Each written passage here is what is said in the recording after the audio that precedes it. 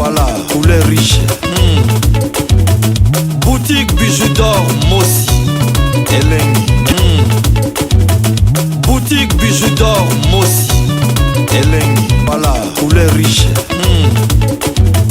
Boutique bijoux d'or, Mossi, Elengi.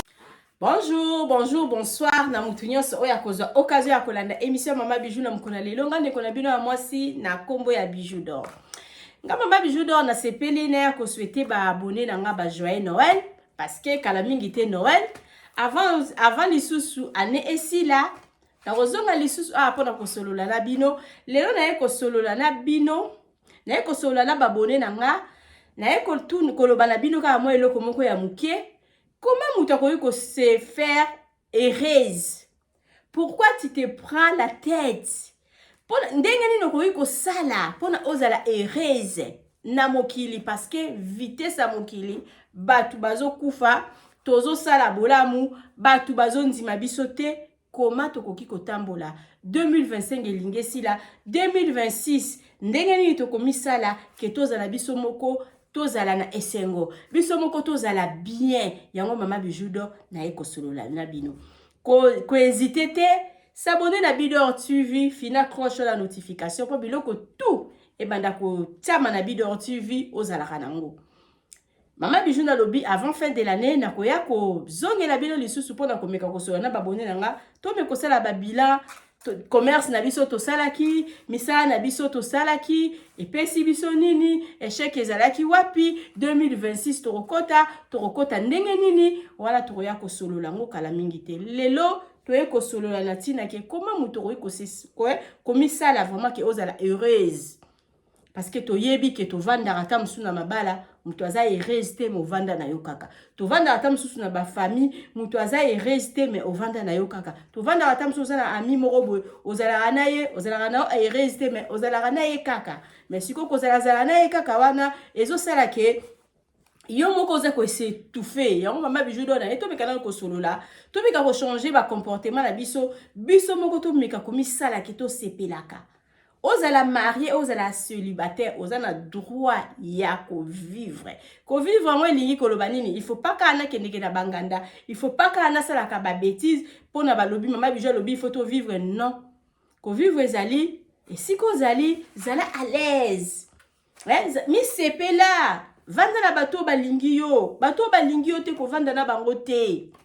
Et si comme on dit que ozo kende basala na posa na yo te, il faut pas partir kende na place oyo o moni ke bazana posa na yo kende na place oyo ke lelo ta yo rotali kolokuna batu yo surtout ba sepeli yo pe o sepeli ko kende na place moko te ke ozo kende oza ko forcer pona o forcer kaka pose la na famille o forcer kaka pona oza la na libala ya mwana nde batu mingi baza kokufa ane ezo sila il faut to meka ko sala to sala makambu moko to sala bien na ba o bazana biso bien pona nini ndeko oyo zo talanga pona nini ozo minyokola pona nini ozo mimonisa pasi eloko ezo simba te me ozo sala kaka eza nini ozo talanga oyebi ke oza à l'aise te oyebi ke oza heureuse te oyebi ke oza heureux te parce que eza na bana basi eza na bana mibali oyebi ke siko oza heureux te et siko oza heureuse te mais pourquoi ozo forcer ozo forcer pourquoi pona nini ozo sala ka makambo bato ba mona yo ke ozo sala mais na katikata motema na olingi ngote pourquoi to changer ba comportement na biso batu bazo kufa batu bazo zwa ba AVC batu bazo bomana batu bazo sala makambo tozo mona ba famille bazo famille azo boma famille na ye mobali azo boma mwasi na ye mwasi azo boma mobali ba camarade bazo toki ma ba place o to moni ke sika wana eza yanga te pupola makolo kende donc ça là vraiment que oyeba mutu te omona mutu te tokutana na nzela te zala à l'aise mi sepela na bato bazo sepela na yo sepela na bato oyo zana bango et entourage na yo so za na camarade omoni ke simba bo sepela na bino et ça vient au voyager bozo kele na bino ba voyage bozo sala boye bo sala ba commerce na camarade na yo oyo omoni ke simba zala na ye so omoni pe ko zana ndeko moko bomoni ke makile tutana bozala vieza courte soki pozala mutu te ozana bana nzamba pambola apesa yo bana na yo se concentrer na bana na yo lelo toza vendredi bana bazu congé tondisa ndaku kende na ba supermarché salela bana bacha donc na hiver bana pe baza lisusu na congé bana baliaka mingi fungola portefeuille bimisa mbongo tondisa ndaku na yo somba biloko na yo zalaka na butu boye ovandi lokola bana baza na congé omiluki eloko akosala osali gâteau osali mikate osali boye zala na baactivité na yo na bana na yo soki omoni ke oza na bato te misepelisa soki oza na possibilité ya kovoyage kende kotambola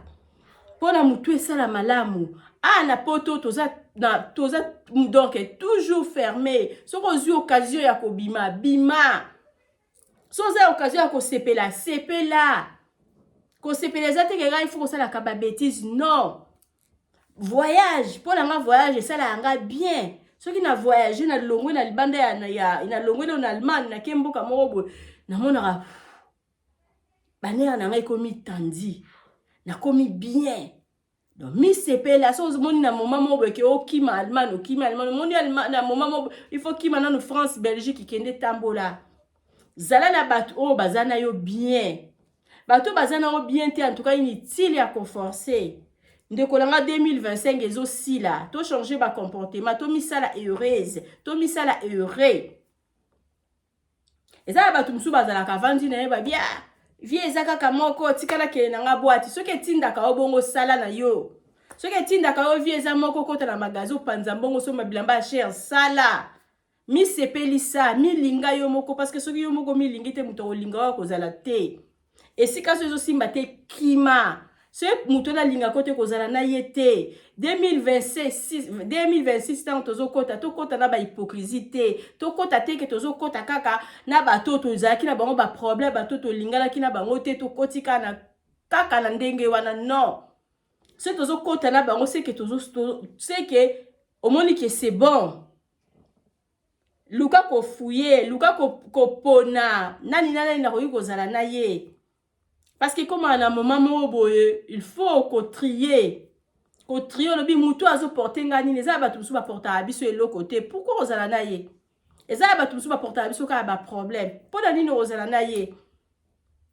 toza bamama toza na bana so oza na bana 6 oza na baproblème 6 oza na bakoko mibale oza na baproblème lisusu donc toza na baproblème oyo ya biso moko oyo biso moko il faut togérer yango donc okozwa su problème ya motu nga nalata yango te si ça marche pas tu laisse il faut tolinga tomisala ke tozalaka bien kima problème esika omoni ke problème oyo nazalaka toujours na problème esika na kima na yo linga kovanda sel soki ozomonaki bato balingaka yo te so omoni esika ezosimba te changer millier so omoni mpe omeki kochanger millier yango mpe eza ya yo te tu laisse bandeko na ngai tomisala heureuse tomisala heureux zalaka na ambiance ya ndako na yo donc zalaka na ndako na yo zalaka na ambiance moko neti moto aza neti na fête so bokutani na bana lekaka kosala eloko moko boye ozala bien parce que vie eza donc na okoloba ke lelo eza ya biso lobi eza ya biso te koforsa likambo te so omoni likambo ozoforce esimba te ti laisse tozwa soin na biso tokendeke bacontrôle epa bamédecin toliaka biloko oyo tozosepela nango tomelaka biloko oyo tozosepela nango donc nyonso to epesameli biso eloko oyo nga nalingi te na kosala yango te biso baoyo tosalaka biso baoyo tobalaka bana mikie tosalaka vraiment vie mingi te mais na moi âge ya puberté j'ai vécu namona eloko nini oyo nga nakoki kosutukela yango te parce que bamile nyonso to ya malamu wana nga natambola tobangaka eloko te so ozala besoin confronter eloko moko mekana koconfronter yango so omoni esimbi te ti laisse misala yo kosala yo eza te ke ifo nalata elamba ya 10 000 euros non kosala yo eza te ke il faut nasimbaka basaki soki ya ba $600 bacombien non kosala yo eza ke il faut kozalaka heureux kosala yo eza te ke ifo nakende koyiba mbongo so place ni mpona tambola na voiture ya munene mpona yebi ke nazomisala nga non wana nde te mama bijo azoloba misala yo c'est-à-dire na moke oyo ozwaka misala heureuse ah na poto eloko nyonso to epesameli biso koanviaka mutu te parce que oyebi te mutu nazwaka nde nini. Mama Bijou na yebi ka komeka kosola na bino to mekana ko changer ba comportement parce que ça ba tu mingi na remarquer bango ça ba pel mingi nga na zwaka omona muninga mwasi azo betelo lisolo na ye aza résister place azalaka muninga mwasi azo betelo lisolo na ye ya copine moko boye makambo asala ka ye me bazo continuer ka kovanda mais akoboma yoti muninga mwasi azo loba non famille na biso na sala trop. Mais bandi maranga ite so na sali boy bazong selanga ka mabe mais yozo ko continuer kaka pourquoi so mutu anzimi ote na ebandeli tina suka onzimo te so sali si 2 fois 3 fois mon ki mto onzimo te ti laisse so mbongo eleki honnête ba biso boy na ba fin de l'année photo luka to ke ko semi to ke ko sali ça quelque part OK na ko ta o luketa ofelina moko boy OK ta nyoso tout sala ke to filma ngote bato yoza la bango bien ko epi koloba na zakana bino bien bo aller oui bozwa quelque chose bo lia eza na cadre ke na ba fin de la nozo luka esika ni okoki ko semer esika ni okopesa quelque chose tozala bien na ba vie na biso to forcer vite esika mutu esika balingi yo te il faut pas aller esika ba sepelanga na yo te ko kende te esika oyo moni ke ata oportele bango un plus ba mona ango elo côté il faut pas partir kende na place au moni ke oui ba sepelanga na yo il faut partir kende na place au moni ke ozalaka heureuse oui heureux il faut partir moi so yo moni ke oui moi si na bala moi sazo amemelanga bonheur moi si nanga apporta nga vraiment un plus na vie to yo kala bo vanda tiliwa so moni ke moi so ozalaka na yazo porter le donc kaka malheur da malheur ezo simba kaka te il faut changer ndenge moko pe na biso basi mobale moni ke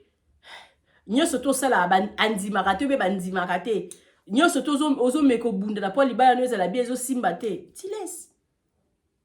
otika mokili kaka juger yango moko eloko Mama Bijou d'Or na lingai na loba en tout cas ba joyeux Noël na ba bonne na nga nyoso Mama Bijou lobi na pesi ya de Rick Mosi ba joyeux Noël na Suisse donc na pesi vraiment ba mi nga mutu nyoso to ebi Bijou ba joyeux Noël na ye na pesi ba travailleur na nga to bandino na Mama Nadine to kei na Jetron to kei na La Rose to kei na ba o bazala na bazamba batala ba ferme en tout cas ba te belé et puis to kei na j'espère donc ba kombo ba travailleur na nga nyoso tout batu nyoso to na sala na bango misala na pesi bino vraiment ba joyeux Noël na bino Mama Bijou d'Or na le bien avant fin de l'année na ozonga apo na mekosolo na bino lisusu to mekotala na ndeni tozo tambola elo ni no sala esimba kate elo ni no koki ko sala pona esimba ndeni no koki kozala surtout na ba business ya ba distance na musika comment koki se comporter parce que biso to sala ngo bambula na bambula tozo sala ngo bambula na bambula ba échec pe zalaka échec pe nzezali likambu musu to musu sali bo beti poto mais toza toujours na molende tozo kende kaka donc ezele lo musu so ko sala monde qui simbité au changer entre to ya ko so la na fin de l'année Mama Bijou d'Or na le bito zo swé na biso zwa swé na yo zwa swé ya bana na yo famille na yo baza bana na yo famille na yo ezandaku na yo ba wana mususu yaka nango après so yeba ndeko tozo yo kala te ti laisse tika bango ko força nature te donc bana na yo ndo zo obligé maman nyeso to zo obligé abunda na famille na ye pona esimba bunda na bana na yo so ko yo kanezala raté il faut ba yo kana obligé.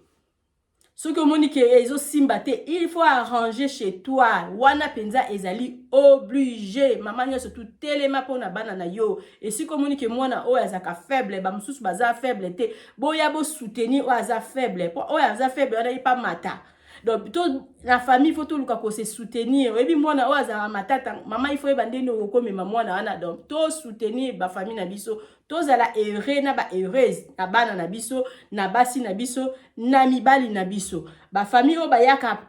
o ba famille mususu o yaya leki soki esimbite ti laisse mais na kati ndako na o luka otia kimia 2025 ezosi la 2026 en tout cas totia ba kimia na kati ba famille na biso bana nyoso tout ebi ke mwana oyo azala faible côté moko boye mama luka tombola mwana na yo ezala na ba prière na finance na prière nyonso tout zala na pona ko soutenir bana na yo ezala ba mama mingi ba tikata mususu loyenge ba vanda bazotala bana parce que avenir ya lobi avenir à lobi eza pana esika onga na koka kite bana nga bakokoka na kombo na Yesu esika eloko onga na lingai na sala obe na kokaka te non senga bana nga ba continuer donc tozo sala pona bana na biso to luka tozalaka ba heureuse na ba heureux na kati ya libota na biso mama Bijou lobi luka omisala ozala bien luka omisala forcé parce que soki ana se o sepelite kuna esika tokende se tokufi toyebi te elo ni tokende kokuta nango na se luka osala ozalaka bien eza te ke na bimaki na koti na ndako na zwi kanda eza te ke nazalaki soki ndeni na ke na feti moko boye nazalaki na nga bien na moni elongi ya mutu moko epesinga kanda so nayebi ke mutu wana place wana akozala peut-être nga na oya te nayebi ke na matanga ta mosu nakende kokuta bilongi moko boye oyo bakende koetufenga ta mosu na avandi nanga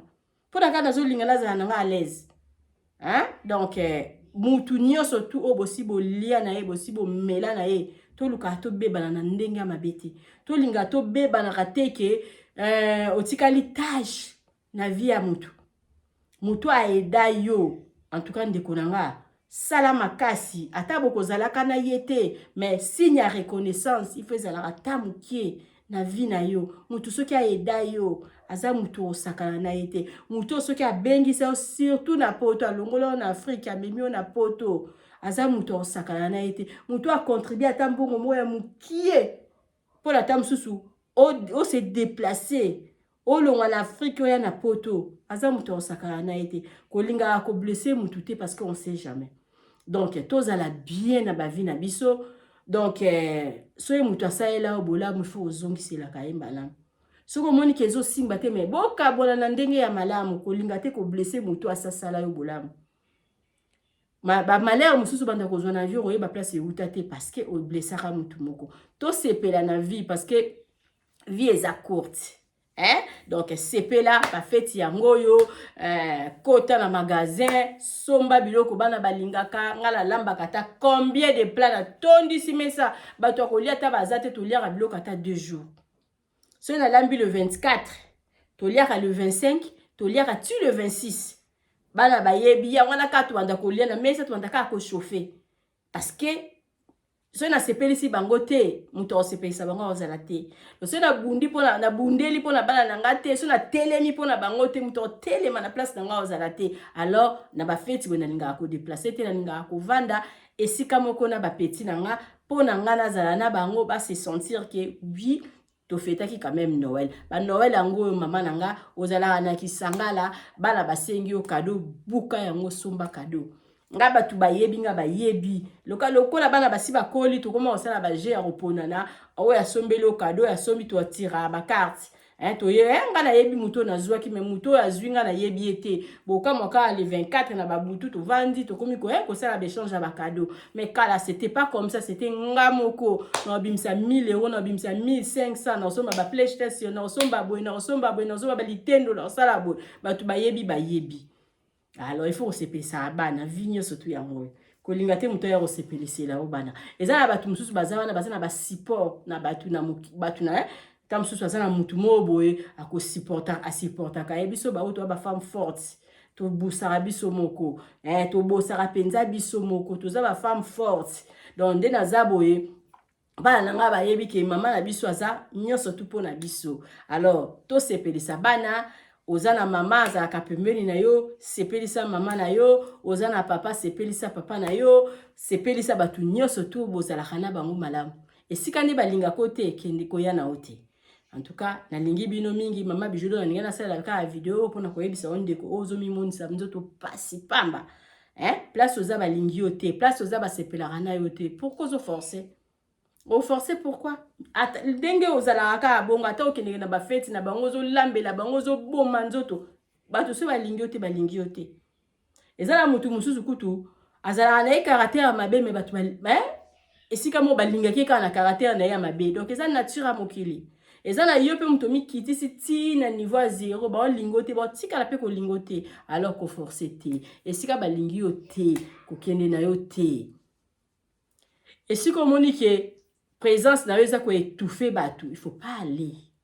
Et puis babwaka alibanga ka na eloko etela. Bato surtout batiaka yo misu parce que ba omona ke étoile na yo. Étoile na yo eza étoile pamba pamba te. Alors il faut pas komitika tina niveau assez. Hein? Parce que yo moko miyebi oyoza. Et puis nzamba yebi oyozali. Donc bato nyo surtout moketa baboyo nzambe no akoboya yo te. Il faut être toujours force. Zala toujours forte. Ou bien zala vraiment makasi. Donc ndenge mama Bijou on a lobaka. Neti ngai nazala lelo so na monike batu bazo bundisa nga na sala tout na sala effort na sala toujours ka bien bino bo bundisi nga na salibe bino bo bundisi nga na salibe so batu bazo bundisa so batu bazo lobela nge sala kinga na zo mata na linga pe moko bongo batu ba lobela yo oui yo wana zo mata zo pamboma so batu bazo lobela yo nga na zo pamboma batu bazo lobela nga na zo pamboma donc bino bozo bokela nga libanga bino bozo modire nga pe na zo sambela nga pe na zo zongisila bino ba feu. Donc, problème il y a surtout yaka na mukili faut pas tout le bon na ngoka ake. Et loko yé pona nini non eza ba biloko mususu yaka bitumba mususu yaka ça ba bénédiction na biso. C'est ba ba bundiso yozo kola. Ba lo ba na mabe me écoute mela yote. Misa la place oza, sepela na famille na yo, sepela na bato bazana yo. Na o ba lingaka yo sepela na bango. Ba joyeux Noël la bino nyonso tout, mama Bijou d'or alobi na portara bino ba bonné na nga na kier. Olingo kende congé na kin tozaka na auberge na biso oeza na matonge na Irebu A37. Tobanda na biso na 2 places. Tobanda na biso lokola G. Mais lelo penze koma kayu ekoma pe ya musala ekoma pe na bato ba futa makabato baza ba engagé na kati. Tobanda na 2 places lelo tokoma na 10 places. Tozo tonga tokomi na 3 niveaux. Toza na chantier na sima mais tozo silisa na kombo na Yesu Kristo. Mama Bijou do alobia biso bana nzambe toza toujours ka mutu toza mukila te. Bo s'abonner na Bidor TV olingo kende congé na kin ado sezaka moko toza na auberge na biso na matonge na Irebu A37. La chambre de biso est bandit à partir à $15. Avec $15, wana aussi la séjour non y a bien. So lingi à $15, ils ont lieu à 2 personnes, ils ont la TV na kati, ils ont la douche de bouille à propre, ils ont la climatiseur, ils ont la frigo. So kozu arrêt des chaussures yamba pa na bal na C na véranda ba ça la place est bien pour ba vanda. Suppose à premier niveau o yamba pe ba tout bien to ça na nini na balcon to bongisa bien pour na ba tout ba vanda. Donc so ipo lingi pe appartement chambre salon cuisine to ça na ngo to na moko ya $35 to ça na moko pe ya $40 et puis to ça pe na ba chambre pe à $20. Kala mingi peut-être aussi la no ba appartement penza ya wow wana penza avec $60 au sali séjour kuna. Mais 2026 est aussi la té bon na ba publicité et si kanini tozo sala eloko nini tozo sala mais pour le moment toza na 10 places olingo kende congé na kin benga mama Bijou benga ka avant neti so olingo kende na décembre boy en tout cas na ebité so to ko sala effort ni pose la place biso toza la plein et on a fait aussi la réservation et pas na biso balobi ya nzambe zaka ya nzambe donc to banda na biso lokola jeme tozo kende 5 ans yango tozo kokisa. Mama Bijou alobi bato balobaki ki akokanga osala boye mais biso to lakisa mino ki to aya nzambe. Mama Bijou do abimi sala, mi sepelisa. Nga nazo mi sepelisa linga nga mo te citron nga. Nazo mela te citron nga. Donc nazo mi sepelisa na ndenge nga na uti ko sala basha na boaki bilamba la lataki alenga yo na lati mo bubu nga de ko sala bino émission mi sepelisa. Ko linga te muto ya ko sepelisa yo. Mi sepelisa lisika balingi yo te ko kiete. Et si ko moni ke donc bazala raliba kupo na yo kima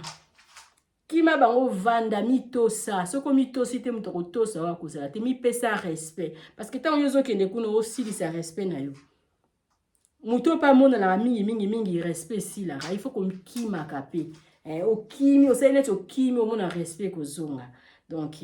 vous allez toujours na Bidor TV vous allez jamais d'ici nazo zela bino pour la réservation ya auberge na biso ezana matongi na Irebu A37 publicité yangwa na sima numéro nanga yangwa na sima benga mama Bijou pour ça la séjour il y a bien na pris à bien au ça la séjour ya kitoko bye.